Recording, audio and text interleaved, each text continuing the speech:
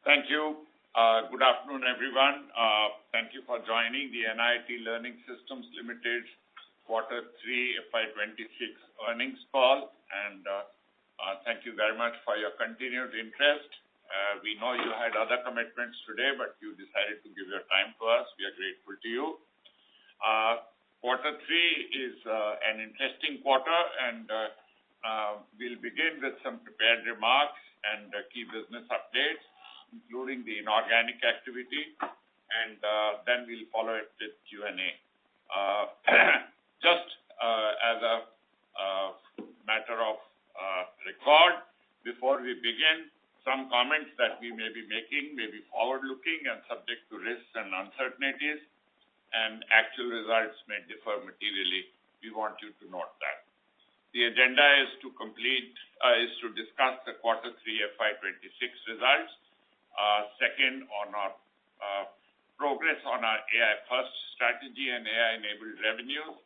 Third, an update on the inorganic activity which we completed during the quarter. Fourth, to discuss the outlook for the rest of the year, and then the rest of the time for question and answers. I have with me the chairman of the company, Mr. R.S. Pawar, the CEO of the company, Mr. Sapnesh Lalla, the CFO of the company, Mr. Sanjay Mal, Mr. Kapil Saurabh, who heads the M&A and investor relations, as well as our other senior colleagues from accounts, finance, accounts, and other governance functions. I'll now hand you over to Sapnesh Lalla for his opening comments. Thanks, Vijay, and good afternoon to all of you, and thank you for joining the call. In my prepared comments, I will review our performance in Q3 and share our view on the path ahead. Let me first set the context. The global environment, as you might be aware, remains uncertain. Client decision-making cycles are still elongated, and discretionary spending continues to be closely scrutinized. At the same time, we continue to see sustained demand for outsourcing and operating model transformation as clients focus on cost agility and productivity. We continue to see wallet share expansion across a wide range of our clients, though the overall environment continues to remain dynamic. AI is continuing its rapid march to becoming mainstream with significant investments by early movers across different segments. This represents a once-in-a-lifetime opportunity for us, as we have often stated. In this context, we delivered another quarter of strong execution in line with our guidance. The revenue for the quarter was 4,997 million INR, was up 5% quarter-on-quarter and 19% year-on-year. In constant currency terms, the revenue grew 2.5% quarter-on-quarter and 11% year-on-year. Excluding the real estate contract that came to an end as of June 30th, 2025, the growth was 9% quarter-on-quarter and 28% year-on-year. The organic revenue growth was 14% year-on-year. Growth was driven by customer ramp-ups and wallet share expansion, along with stronger contribution from MST as we moved past the seasonally soft vacation period in Europe. Robust growth underscores the strength of our go-to-market engine, as well as the trust and faith our clients have in our delivery and execution capability, especially for their critical needs. Importantly, our growth continues to be broad-based across services, supported by a healthy flow of new wins as well as renewals.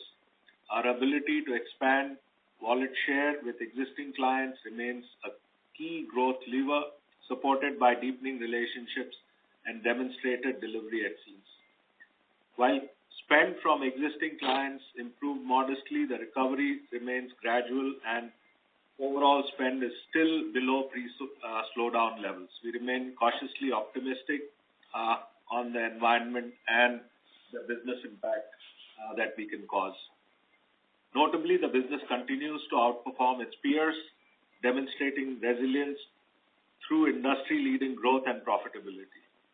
Our customer momentum and revenue visibility remain strong. During the quarter, we signed 4 new MTS clients, 1 in life sciences, 2 across BFSI, and 1 in the energy sector.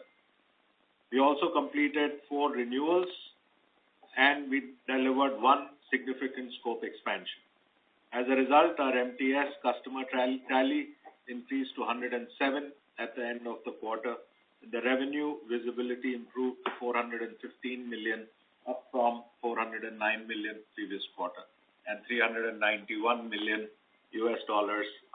same period last year. Our profitability remained resilient with margins in the guided range. The EBITDA for the quarter was 1,038 million INR. It was up 10% year-on-year, with EBITDA margin at 20.8%, which was within the range that we guided. Margins benefited from improved utilization as well as MST's stronger contribution. This was partially offset by seasonality in the St. Charles business and absence of the real estate contract contribution from the real estate contract this quarter. We remain disciplined on delivery and productivity while continuing targeted investments to support our growth across improvements in capability or investments in capability building as well as go-to-market. We made significant progress in building our AI capability. We now have a pole position in the L&D market as acknowledged by our customers as well as industry analysts. NIIT has always been at the cutting edge of technology and learning. Our AI-first strategy in learning has evolved into a considerable point of differentiation for us. We have gone live with a number of enterprise deployments of our AI solutions. Notably, the total AI-enabled revenue grew to about 11% for the business this quarter. Spending another couple of minutes on financials, our depreciation and amortization was at 194 million INR. Net other income was 104 million compared to 26 million last year and negative 89 million in the previous quarter.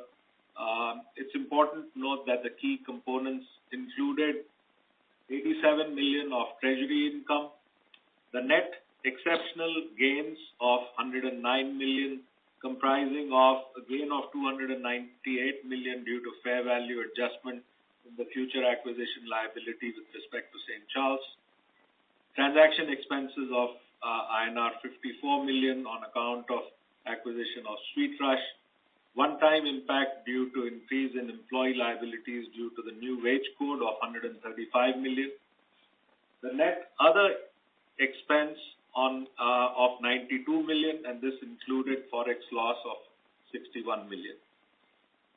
It also included interest cost of 23 million INR. Tax was at 205 million. The effective tax rate was 22% versus 32% last quarter, primarily due to no tax on the gain from adjustment in future acquisition liability. The PAT was at 743 million. The EPS was at 5.42 rupees.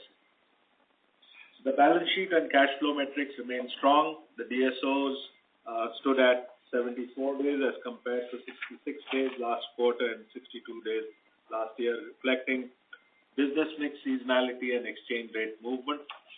Cash and cash equivalents were at 9,046 million. CapEx for the quarter was 126 million INR versus 99 million in last quarter on account of ongoing investments in AI as well as some of the infrastructure refresh that was accomplished during last quarter. The operating cash flow was 1,038 million INR as compared to 777 million INR in the previous quarter, with free cash flow of rupees 920 million INR for Q3. Net cash was at 6,927 million INR, was up from 5,917 million INR last quarter. Our headcount was at 2,433 at the end of quarter 3, up 77 year-on-year and down 38 quarter-on-quarter. Let me spend a minute on the overall market. Like I pointed out in my opening comments, market volatility continues to heighten the emphasis on cost optimization, prompting increased client engagements on large-scale cost takeout, as well as transformation initiatives, although the decision cycles are elongated. AI and its profound impact on the practice of L&D is real and starting to become visible. Early adopters are starting to take advantage of AI with our assistance. We think this has the potential to be a multi-year growth opportunity, especially for NIIT Learning Systems Limited. We believe NLSL is well positioned to capture a disproportionate share of these opportunities, underpinned by continued investments in AI, consulting and advisory services, and sales and marketing and go-to-market activities. A strong brand as a trusted and reliable market leader, as well as an organization that its clients trust with some of the most critical L&D tasks. Our deal pipeline continues to remain robust, with active opportunities across large outsourcing deals spanning technology, automotive, life sciences, BFSI, and other sectors. We would, however, like to point out that due to the significant market uncertainty, that decision-making cycles are starting to stretch beyond what we would consider typical. We continue to see accelerating structural transformation across industries we serve, driven by digitization, decarbonization, biopharma innovation, and AI being mother of all key innovations at this time. Many organizations are actively restructuring to improve cost agility, fueling increased demand for outsourcing. This environment is triggering an uptick in outsourcing activity, and NLSL is uniquely positioned to capitalize, especially as select competitors face strategic or operational distractions. A minute on the investments we've made this past quarter and continue to make going forward. NLSL continues to make disproportionate investments in new capabilities and go-to-market strength. Generative AI is becoming increasingly central in client discussions, though broader adoption at enterprise scale for L&D remains cautious. Nonetheless, we are rapidly expanding our use of AI across multiple work streams. Where deployed, we are becoming more ambitious in delivering measurable learning outcomes for clients, while also realizing notable efficiency gains. We, as mentioned earlier, continue to invest disproportionately in our go-to-market capability, as you saw recently with the acquisition of MSC, where we invested significantly to implement go-to-market capability in the DACH region. We announced on January 9th, NIIT Learning Systems acquired 100% of SweetRush, which is an award-winning provider of human-centered, AI-enabled learning experiences, strategic training interventions, XR, immersive learning programs, certification programs, and talent solutions for Fortune 1000 corporations, along with professional associations and not-for-profit organizations. Founded in 2001, SweetRush, headquartered in San Francisco, California. The purchase price for this acquisition was up to $26 million, including EBITDA-based earnouts over a 5-year period, creating strong alignment with outcomes expected from the business.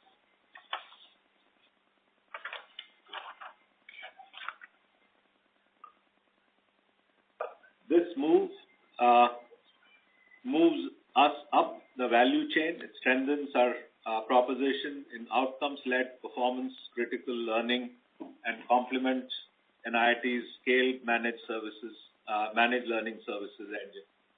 High-quality client base with high stickiness, long-standing enterprise relationships, strong repeat business, and certification-led revenue streams add attractive adjacencies beyond our current mix. The company has annualized revenue of approximately $22 million with double-digit margin. Q3 is typically the strongest quarter for the company, contributing about 35 to 38% of the revenue. Clear synergy roadmap and opportunity to convert project-led work into longer duration managed engagements across and cross-sell of NIIT's global MLS platform into SweetRush's client base makes the acquisition attractive to NIIT clients as well as its contribution to NIIT's bottom line. Margin, like I pointed out, is in early double digits with near-term expected improvements through delivery mix optimization and operating leverage. We think that the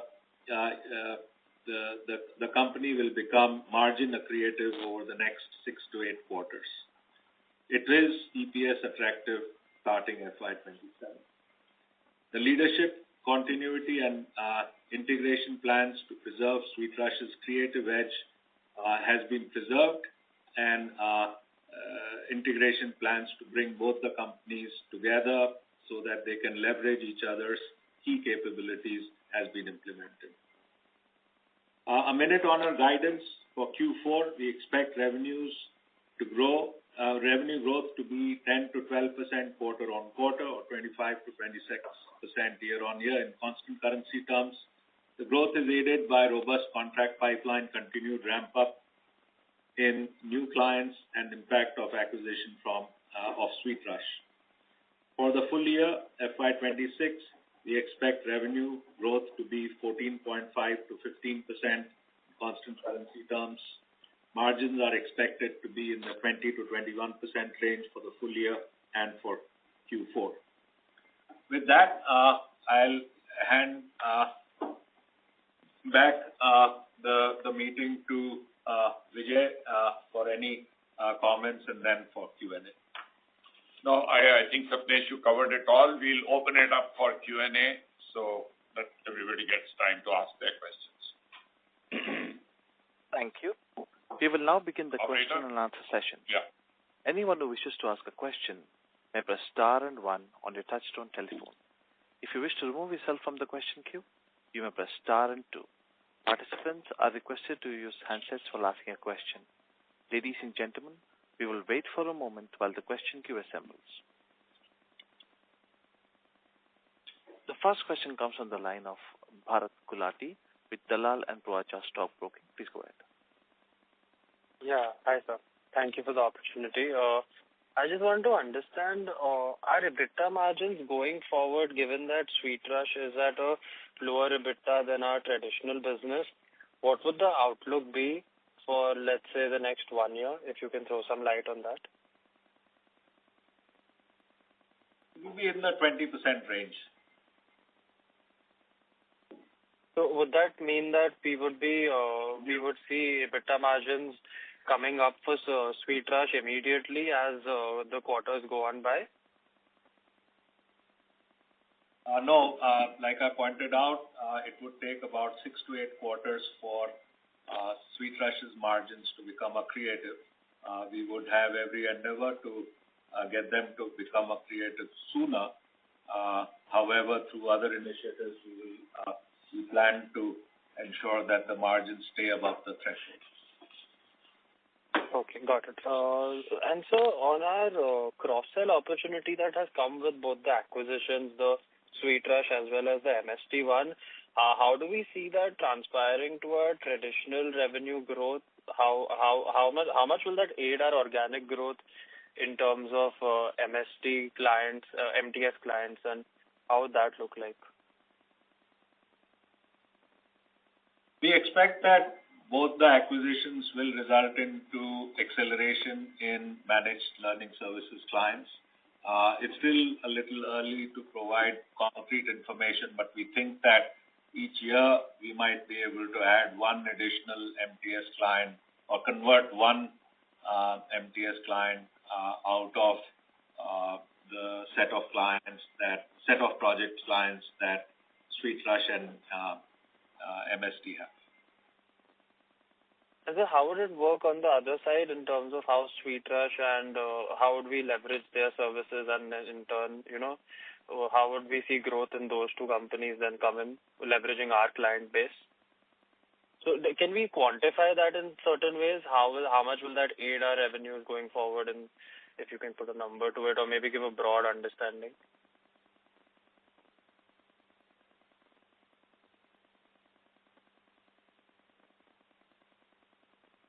Hello?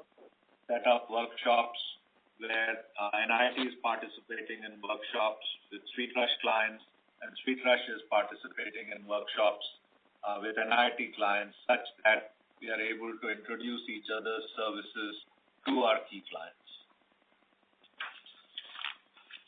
Okay, got it. So just one last question, sir. Barring our RICO contract fall off this quarter, what would have been growth for us? What kind of growth would have we seen if we adjust that? Like I pointed out, our growth without the RICO contract would have been 28% year-on-year and 9% quarter-on-quarter. Okay, sir. Yeah, thank you, sir. Thank you for that. That's it. And a substantial improvement in margin. Thank you. Next question comes from the line of Ganesh Shetty.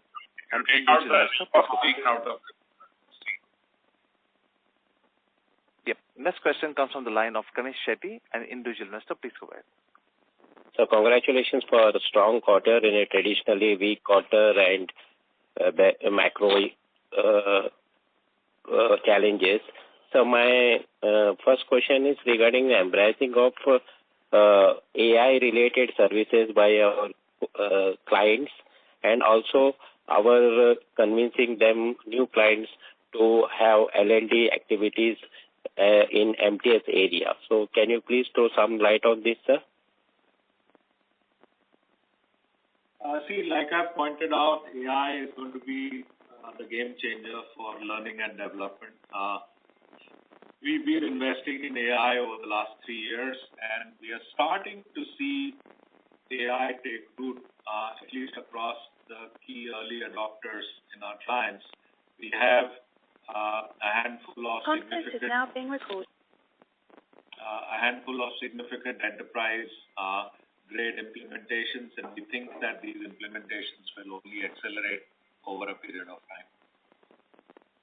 So my second question is regarding the life science segment. As life science segment is one of the major consumption of AI related L&D services, is there any early indication that our AI-based learning systems are providing a synergy for a lot of life science companies? Can you throw some light on this, sir? You are right. They are early adopters. In fact, one of our large life sciences customers has been an early adopter, and they've seen benefits, and they are moving from to enterprise level adoption as we speak. Thank you very much, sir, for all the answers, and all the best for the future. Thank you. Thanks for your kind words. Thank you. Thank you. Next question comes to the line of Rajkumar Vaidyanathan with RK Invest. Please go ahead. Yeah, hi. Can you hear me? Yes. Yeah. Thank you for the opportunity. Actually, I have 3 questions. So, essentially, I want to understand, you're saying that you're already deploying these AI services and they are seeing good traction. So, broadly, if I split this AI training, generally it will come under 3 categories, right? One is training on, random data.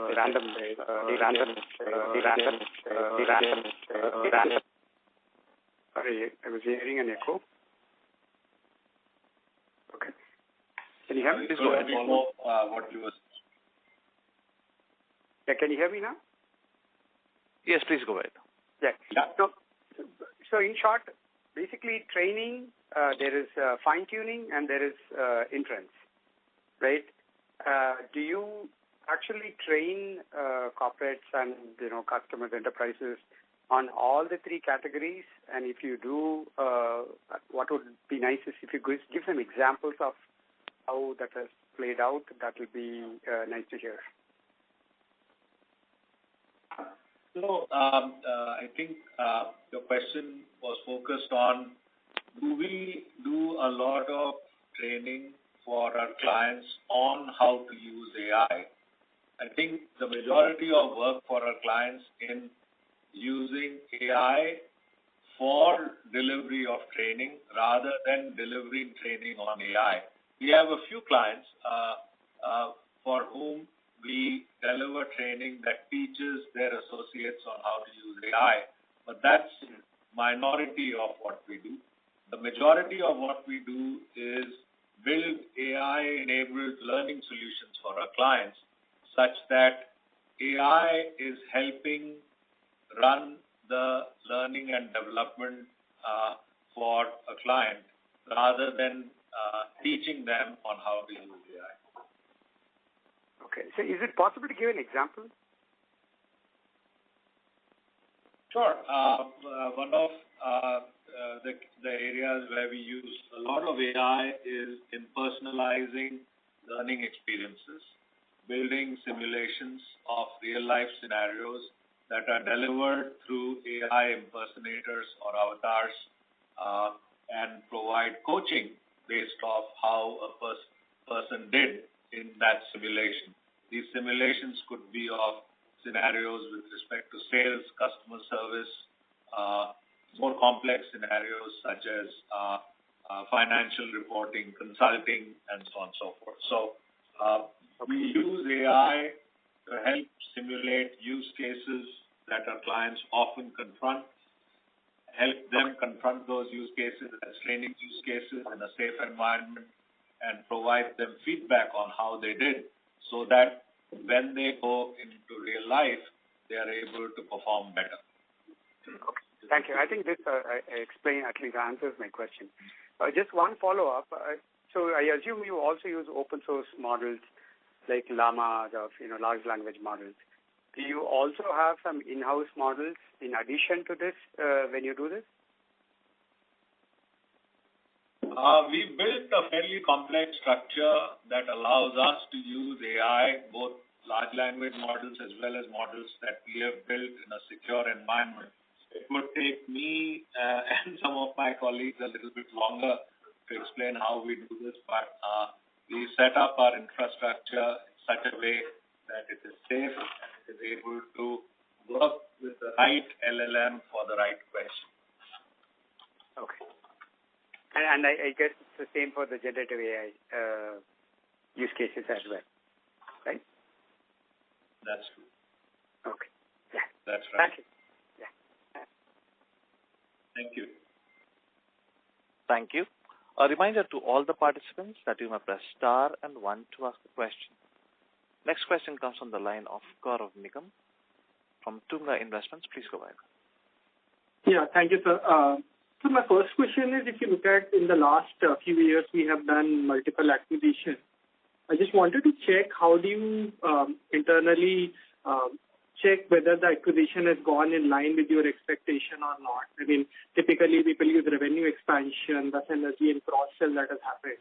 I mean, can you give me a sense of what are the metrics that you use, and if it is revenue expansion, how do the previous acquisitions have fared in the last few years, including the most recent MST Group acquisition? So we typically do not use revenue expansion as a criteria. We use 3 key criteria.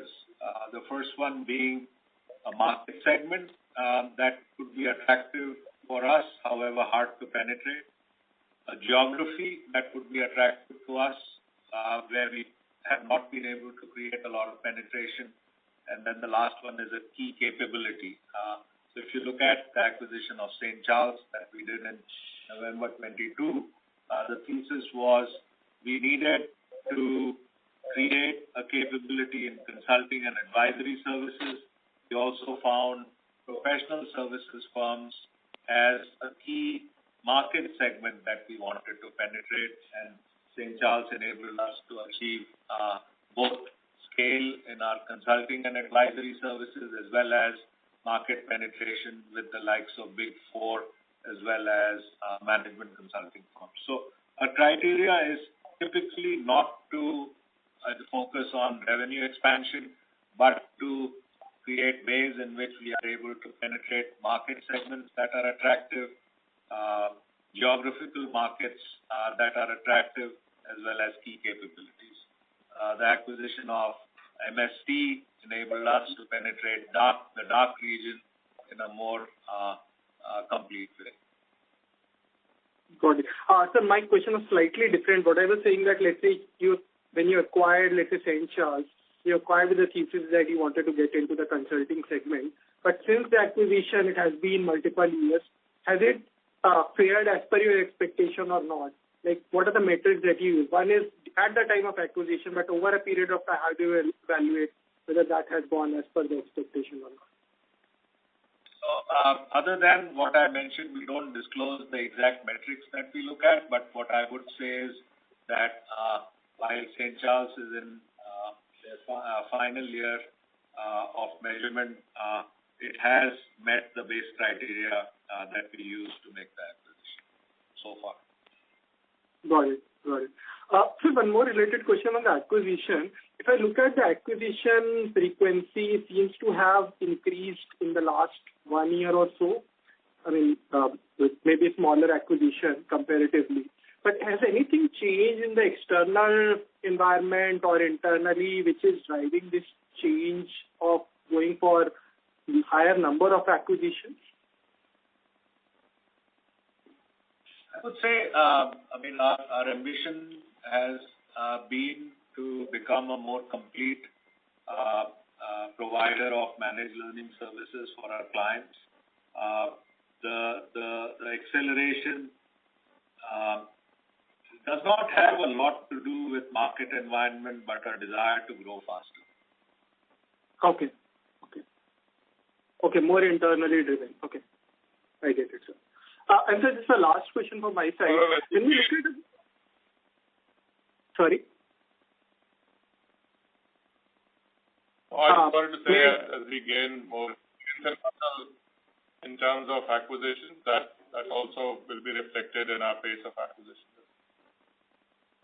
Understood, sir. Mr. Final question. When we look at revenue visibility, I think 2 years back it was largely driven by addition of new clients. I mean, just wanted to check when we look at revenue visibility now, how does it the spread between the acquisition of new clients versus expansion of scope in the existing clients, and how do you see going forward? I think it's a healthy mix of both. We as I mentioned earlier, our growth drivers are a healthy mix of wallet share expansion in our existing clients as well as new client acquisition. Got it. Great. Thank you. Thank you. Thank you. Next question comes from the line of Johan Kinwasara with Asian Broking. Please go ahead. Hi. Congrats on a great set of numbers. Could you provide any details as to what the average ticket prices for contract which you saw when you onboard a new customer? Contracts tend to be between typical contracts tend to be between $1 and $5 million. A small percentage of contracts tend to be in the $10 million range per year. Okay. Got it. Thank you so much, sir. Thank you. A reminder to all the participants that you may press star and 1 to ask a question. Next question comes from the line of Manav Medewala with Myri Asset Share Khan. Please go ahead. So my question is more towards a vertical mix. The industrial vertical has demonstrated impressive momentum over the last 2 quarters. I believe this will be majorly due to the acquisition of MST Group. So do you see this trajectory sustaining in FY27? And on the flip side, the others vertical seems to be consistently losing share. Is this a part of a conscious pivot or specific headwinds you are facing in that vertical? That was my first question. So, you're right. The acquisition of MST, and specifically the fact that most of their presence is in the German DACH region, which is dominated by industrials, that has given us a head start into industrials. We think that as we grow wallet share across the clients that MST currently has, as well as gain momentum and acquire new clients in the DACH region, we should see expansion in the industrials vertical. Whether it will grow disproportionately vis-a-vis others is hard to tell, because we are focusing across all the key verticals that we focus on. With respect to your question on others, one of the key clients in the others segment was the real estate contract that we had, which ended on June 30th, 2025, and consequently you are seeing a decline in that segment. Okay, sir. Thank you. And another question is more towards bookkeeping. I wanted to ask on the finance cost part. Is there any seasonality affecting our interest rate cycle? Because in the last 3 years, including FY26, third quarter has seen a decline and then it inches up in quarter 4.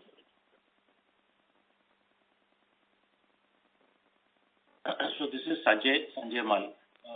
This is to do with the seasonality in terms of the interest rates movements. And to that extent, you will see the MTM variations which happen quarter on quarter. So the first quarter this year, we had seen a bump up. Later in quarter 2, and it has come back basically to quarter 3. Okay. Got it. Okay. Thank you. Thank you. Next question comes from the line of Bharat Gulati with Dalal and Broacha Stock Broking. Please go ahead. Yeah, thank you for the opportunity. Thank you for the follow-up. I just want to understand, sir, how do we look at our verticals, which are, I see that our tech and telecom has been growing extremely strong, and life sciences as well, and BFSI. So is there something that is playing out correctly in those verticals that we are trying to replicate or are not able to replicate currently in our rest of the verticals that will come out, that will start happening as time progresses? So the way we pick verticals of interest is as follows. Like you pointed out, tech and telecom, that's been a key vertical that's worked well for us predominantly because the rate of change of technology is so high that it automatically creates need for training, not just employees as well as customers and partners of large technology companies. So it is an inherent annuity cycle for training given the rate of change of technology. Other market segments that we have chosen include two key criteria. One is are the market segments high on regulatory training? So that creates an impedance or a sort of a flywheel because regulatory or mandatory training programs need to be conducted year on year, and that creates sort of a predictability in a line item that is mostly discretionary in nature. So we look for market segments that have high regulatory content.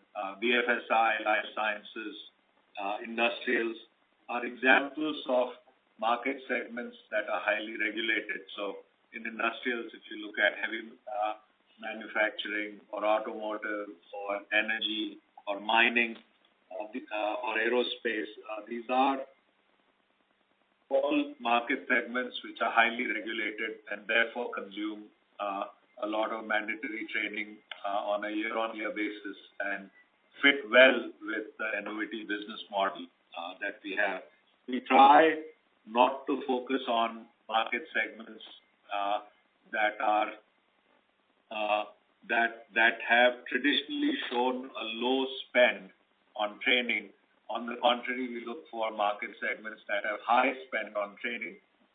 Professional services and management consulting firms are an example of a market segment where the per employee investment in training is very significant because, as you might imagine, a Big Four is highly regulated, and on top of that, their product is the employee or the consultant. So they want to make sure that the consultant is highly trained, and consequently, in the professional services and management consulting segment, they spend 2 to 3x of the average spend across Fortune 1000 companies. So those are some of the criteria that we use to pick the segment that makes most sense for us. Got it, sir. Got it. And sir, just to understand, so in the SweetRush clientele, what is the which segment would majorly contribute to SweetRush's revenue? And do we add any new verticals with that acquisition? So one of the things that we found very interesting about SweetRush is a large part of their revenue comes from creating learning materials that are used to train an organization's extended enterprise, be it their customers or be it partners. So, for example, some of their clients are the largest chains in hospitality, where the training that SweetRush creates for them is used to train their franchisees, which in turn contributes positively to the business outcomes for the franchisee or the organization that's carrying or paying for the brand and the customer service promise. Likewise, they have a number of clients that have large extended enterprises, some of them including professional associations who offer training as a membership benefit, as well as not-for-profits who have extended enterprises. So that's an area of training where SweetRush is able to create training not as an activity that an organization consumes, but as a product that the organization sells to create business outcomes. So that's something that we found very interesting about SweetRush, and it creates a new opportunity for us from a growth perspective. Okay, got it, sir. And just one last thing, sir. Our utilization gains that we are seeing, which is helping inch up our margins, is that primarily due to the use of AI? And if so, then where can we see that further? Can we see that going up further? I think utilization, we are seeing gains because of AI, but the question that you asked about utilization gains are more focused on improved operational excellence.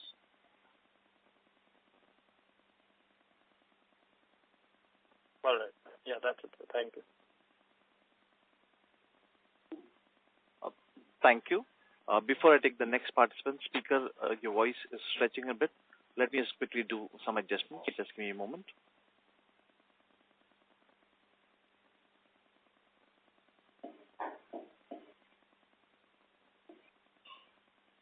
All right, the next participant is Mr. Deepak from Sundaram Mutual Funds. Please go ahead.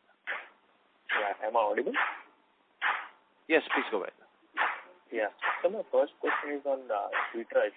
So if I look at SweetRush calendar year dollar revenue growth, it was minus 10%. And if I compare that with what we clocked in, let's say, our fiscal year FY25, it was in mid-single digits. So just wanted to understand, what was the reason for this 10% decline, and how much growth are we expecting, let's say, in calendar year 26 from SweetRush? And at an overall company level, what is our guidance in CC terms for FY27 for the whole company also? That is my first question. Yeah, I think, as you pointed out, SweetRush saw a challenging environment in 2024, and they were not alone. We saw a challenging environment as well, and it affected a large swathe of training industries. I think that's really what caused them to see negative growth, what caused us to see single-digit growth. I think as we look ahead, and as I pointed out, starting to see modest but certain improvements in consumption. We've seen that across our clients. Given the fact that most of SweetRush's clients tend to be organizations that serve an extended enterprise and use training as a product, they are likely to see, or they're likely to be among the first to see an uptick in their business. Because their business is directly linked to the performance of their clients. Okay. And so for FY27, then at an overall company level, including SweetRush, what is our revenue and margin guidance? For FY26. Is that your question for FY26? No, 26 is kind of over right now. I'm asking for the next fiscal year.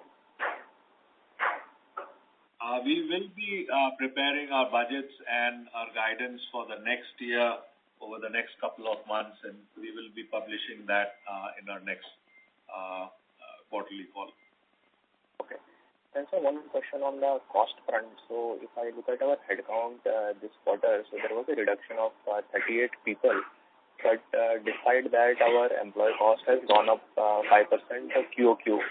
And if I recall correctly, in the previous couple of calls, you highlighted that when things are uncertain, you would rather want your P&L to be more flexible. That's why you would want to execute more of the work through that professional and technical outsourcing route rather than taking fixed cost on your P&L. But if I had to break down this quarter's analysis, then it is like there is a reduction in headcount but increase in employee cost. And our professional technical outsourcing also is flat QOQ. So is there any change in strategy of how we deploy or execute the project? There isn't a change in strategy. I think we make hiring choices across a multiple of different criteria. In this past quarter, we saw a reduction in offshore staffing, however, an increase in staffing onshore, both through increased go-to-market investments as well as some direct cost investments where our employees need to be much closer to our clients. Okay. And so one bookkeeping question. So if I look at your interest cost, this has come down this quarter. I'm presuming that it has something to do with your earnout payment as well, which is linked to St. Charles. And you have already highlighted in the quarterly results that due to some adjustment, we have recorded in fair value gain. So that means in future liability, it would go down to that extent. So would it be fair to assume that on a quarterly run rate, our interest expenses would be either at the current run rate or it would be lower? So, for the other income, as you have observed, that it has multiple components. One of the components, of course, is relating to this, and you're right that the future acquisition liability has come down, but it will depend and it is linked to the performance as we go forward, and to that extent, there could be, the impact in the other income as it would be coming. Now he's asking whether in future interest will reduce. Our answer will be no. Interest will be increased. Yeah, our debt has increased because of the acquisition. So it's likely to consummate the St. Charles acquisition, we have funded part of it through debt, and therefore interest cost. No, you're talking about SweetRush, right? Oh, I'm sorry, SweetRush, yeah. The interest cost on that debt will increase on a quarter-on-quarter. On the other hand, there are repayments which are happening on the other debt. Okay. But for this quarter, we increase. Yeah. See, our approach is not to use our funds straight away in the acquisition. If possible, we try to leverage it because I think it works out beneficial from more angles than one. And therefore, to that extent, the interest cost will change, but net cash or net earnings from treasury interest cost paid minus interest, or interest cost earned minus paid, that will always remain very positive. Thank you. Next question comes from the release cash. Continuing to release cash. Thank you. Next question comes from the line of Rahul Jain with Dolat Capital. Please go ahead. Hi. Thanks for the opportunity. Several of my questions are answered. Just one or two. So firstly, on the organic growth for the quarter, I think you mentioned the number in the beginning, but I kind of missed it. If you could please repeat that.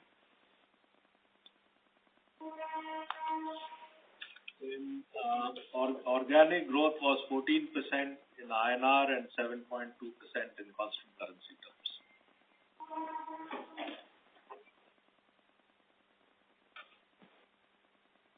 7.2% in CC term. Yeah, in constant currency. In constant currency terms, YOY. Right. And what would be the QQ CC number? About 1.1% organic QOQ, constant currency. Right. Thanks for that. Also, you had this comment that AI could be a great opportunity. And you have shared some input here, but if you could help me connect the points, like is it would be limited to providing training, which could be more like a one-time training to a lot of enterprises, just like they train on different capabilities, or this will be also extended to creating agentic solution on which we could be doing more like a recurring thing, because there will be constant enhancement that would happen to the product. And similarly on the cost side, where we could be leveraging already and where we are aiming to leverage the AI to reduce our side of the cost as well. So I would say all of the above. Some of our most exciting solutions are, like you pointed out, where our clients are able to get personalized learning experiences that are personalized for each individual employee or each individual student, and those leverage the agentic capabilities of AI, and in turn result into subscription-based business models.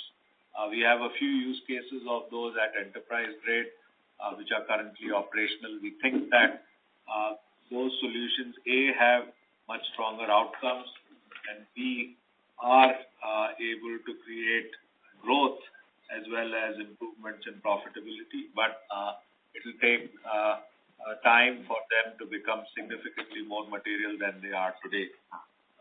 We are taking advantage of low-hanging fruit with respect to efficiencies, and we've gained efficiencies using AI-enabled systems from an overall productivity of work performance perspective.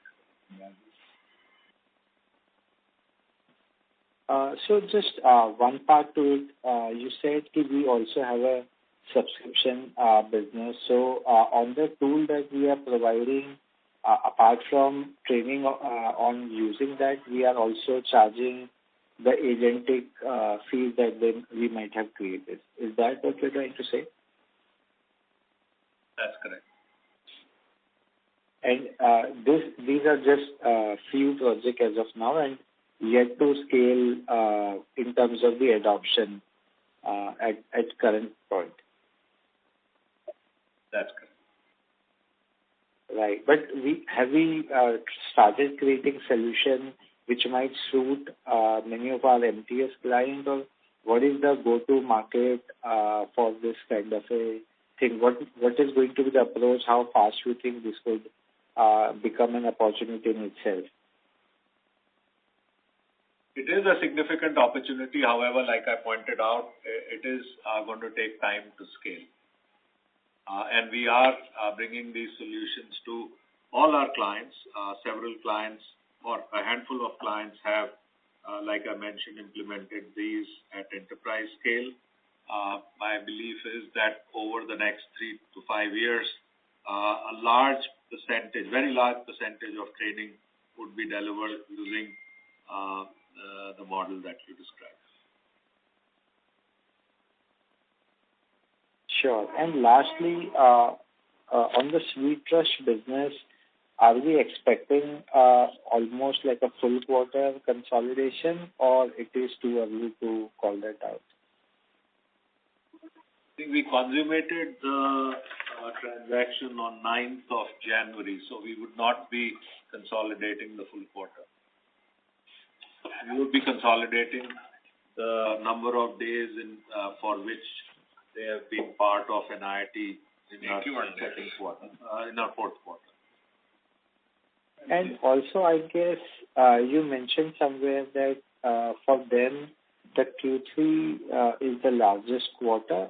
Is that what you mentioned somewhere? Yeah, that is accurate.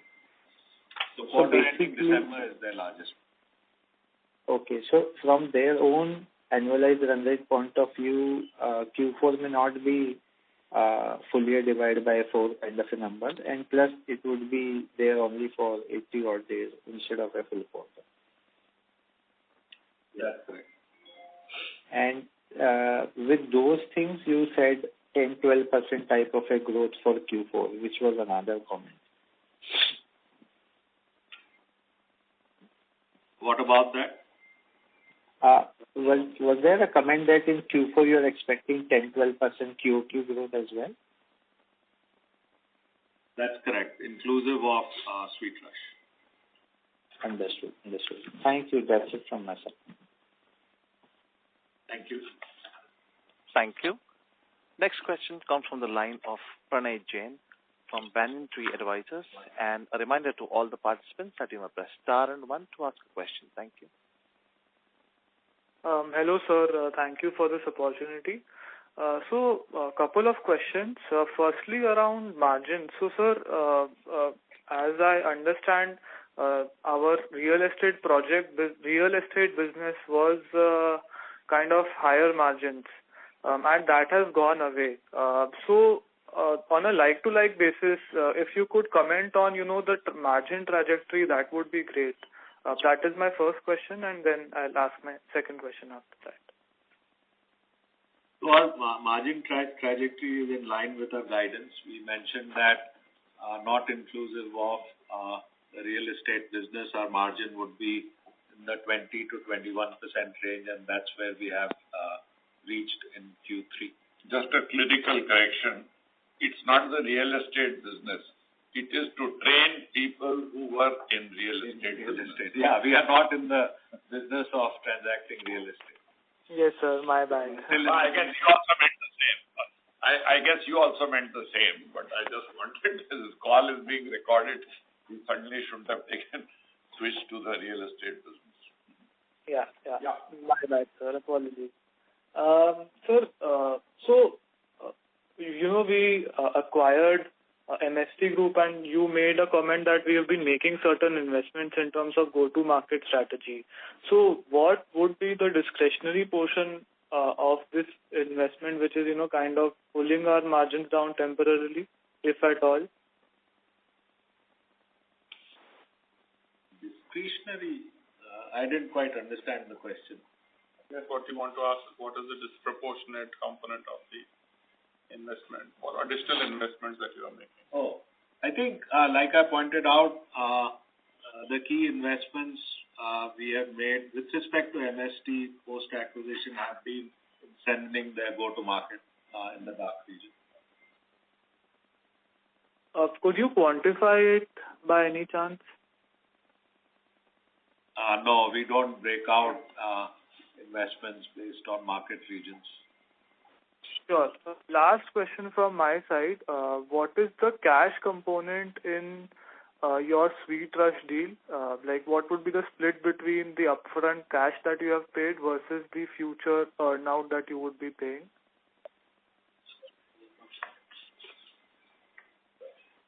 I think we paid, go ahead. Yeah, we paid about 10 million as a upfront, and the balance is on various milestones, and certain are on true up and the others are on performance links over next 5 years. Okay, got it. That's it from my side. Thank you and all the best. Thank you.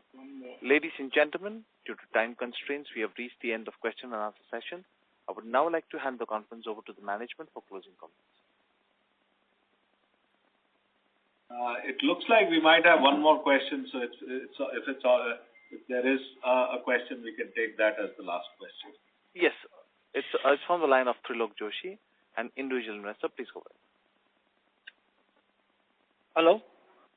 Hello? Hello? Yes, please go ahead, Mr. Joshi. Yes. Go ahead. Sorry, extremely sorry. I missed the first 25 minutes. What you guidance for quarter 4? Can you repeat just in 2-3 minutes, if it's possible, or can I get the email for this conversation before tomorrow market is open? He just wants the guidance for Q4 or the email address. Why don't you give your email address and maybe you can. Look, you can reach me at kapil.saurabh@niitmts.com. It's kapil.saurabh@niitmts.com.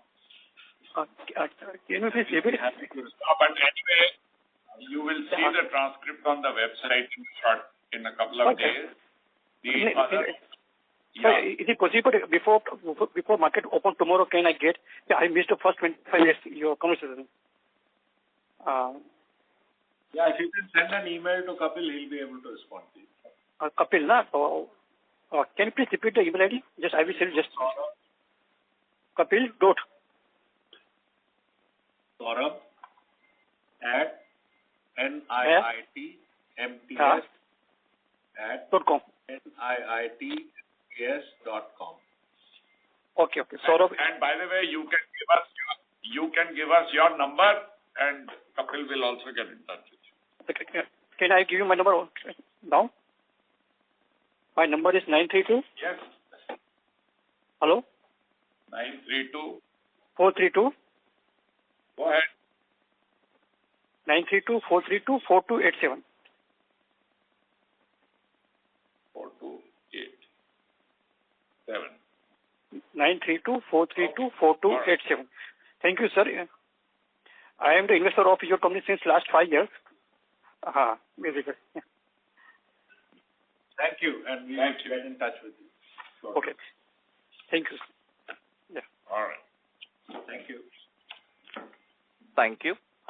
Ladies and gentlemen, that was the last question for today. We have reached the end of question and answer session. I would now like to hand the conference over to the management for closing comments.